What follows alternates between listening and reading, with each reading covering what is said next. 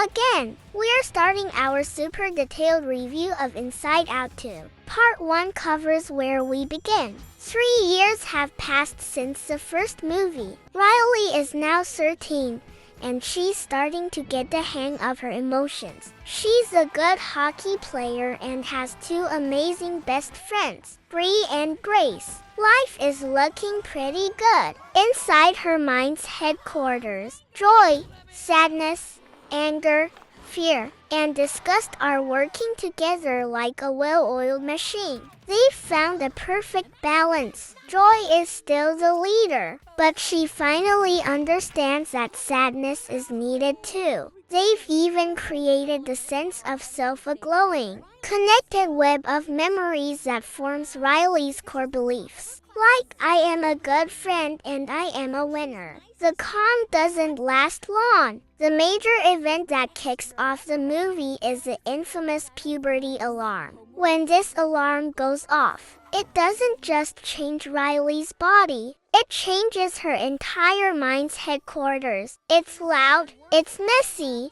and it brings in a wrecking crew that starts demolishing the place to make room for something new, just as Joy and the others are panicking about the construction. The first of the new emotions arrive. This is the moment the whole sequel is built on. The old emotions are confused, nervous, and a little bit angry that their perfect system is being broken. This sets the stage for a massive internal battle. What I love about this beginning is how relatable the chaos is. That sudden, messy change that comes with growing up. Pixar shows it perfectly with a literal demolition crew. It really makes you think about how our minds change as we get older.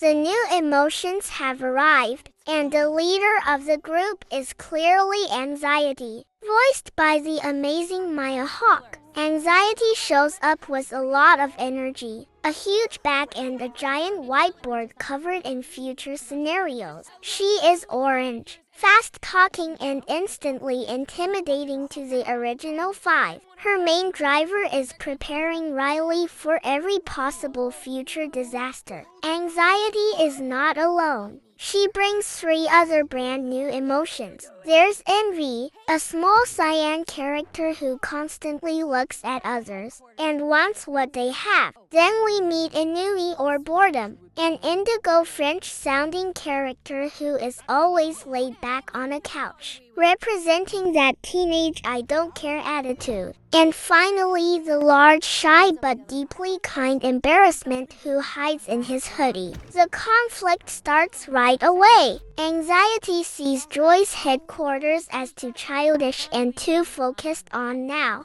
Anxiety argues that if Riley doesn't change to fit in and become cooler, she will fail at high school, fail at hockey, and end up alone. Joy believes Riley is perfect as she is. This is the core clash of the whole movie. Acceptance vs preparation. When Anxiety realizes Joy won't step aside, she makes a bold move during Riley's 3-day hockey camp. Anxiety and her crew bottle up Joy's sadness, anger, fear, and disgust. They literally throw the originals into a locked glass jar and banish them to the deep, forgotten parts of Riley's mind. This is a shocking moment when the new emotions take complete control. This moment is fantastic because it represents how puberty can feel like all your old, comforting feelings are suddenly locked away by a sudden rush of worry and self-doubt. Anxiety's takeover isn't evil. It's driven by a desperate need to protect, which makes her a brilliant character.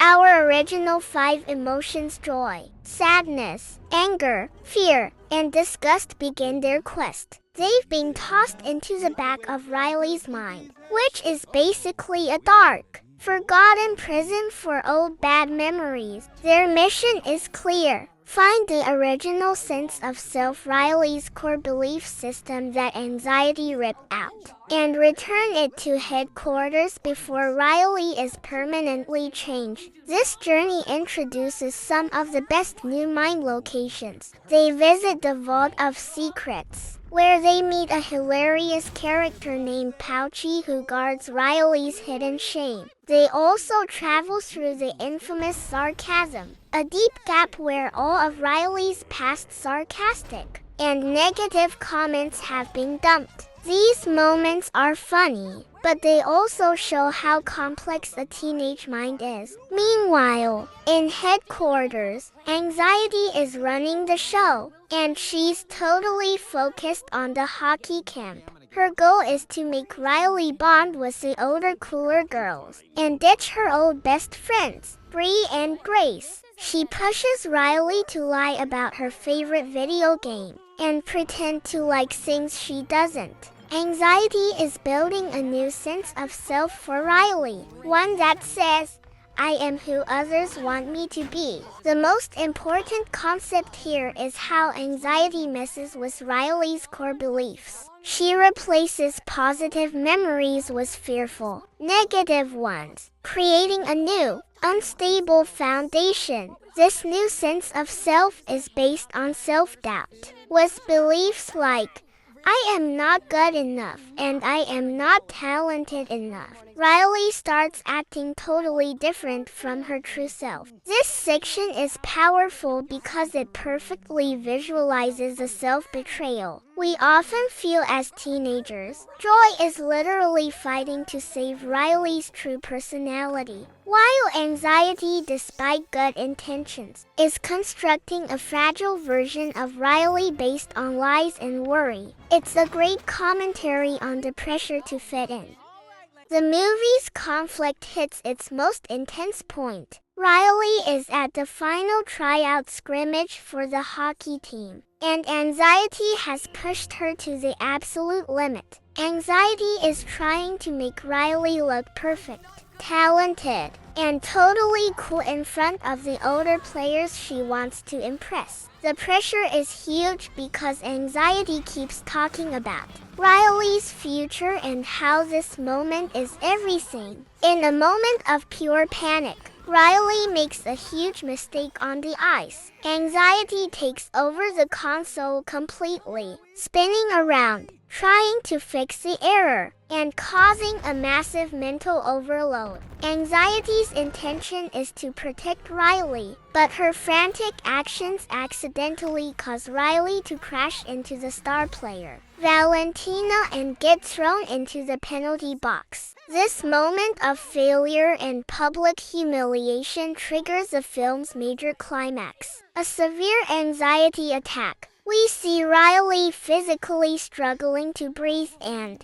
mentally headquarters is in total chaos. Anxiety is completely paralyzed at the console, overwhelmed by the sheer force of the self-doubt and fear she created. This is a very realistic and powerful depiction of what a real panic attack looks and feels like. Meanwhile, Joy and her crew are racing back to headquarters, using every crazy idea they can think of, including setting off a memory avalanche. They are desperate to get back to the controls before Riley's entire personality collapses under the weight of her anxiety. The suspense here is fantastic, making you truly root for the original team to save the day. This scene is the emotional heart of the movie. It brilliantly shows that anxiety isn't always a whisper. Sometimes it's a terrifying,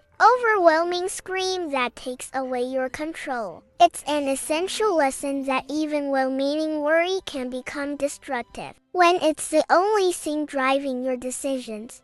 Joy stops fighting anxiety. Instead of fighting to be the only one in charge, she offers comfort and acceptance to the new emotions. She understands that anxiety's goal was good. She truly wanted Riley to have a safe, successful future, but her methods were wrong. This moment of non-judgmental acceptance is key to calming the entire console down. This is the most visually stunning part of the film. Joy stops trying to rebuild the old, simple sense of self made only of happy memories. She realizes that Riley is now a teenager, and her identity must be complex. Joy starts weaving all the memories back together. The happy ones, the embarrassing mistakes, the moments of anger, and the worried thoughts. The new sense of self is a messy, colorful, beautiful tapestry made up of everything Riley has ever felt. Was the emotional system stabilized and the new, complex sense of self in place? Riley calms down in the real world. She is able to acknowledge her mistakes on the ice, apologize to her friends Bree and Grace for trying to ditch them, and accept that she won't be perfect. She is simply her complicated self, and that is a good thing. This part of the movie is incredibly moving. It's a powerful lesson that maturity isn't about eliminating bad feelings. It's about learning to hold all your feelings at once. The new sense of self is a brilliant symbol for how our identities are formed, not by perfection, but by the sum of all our complicated, messy experiences. The movie's most profound moral is simple but powerful. True growth is accepting your messiness. The film teaches us that trying to hide your anxiety, shame, or sadness doesn't make it go away. It just makes it louder and more destructive. Don't forget to like and subscribe for more deep dive reviews.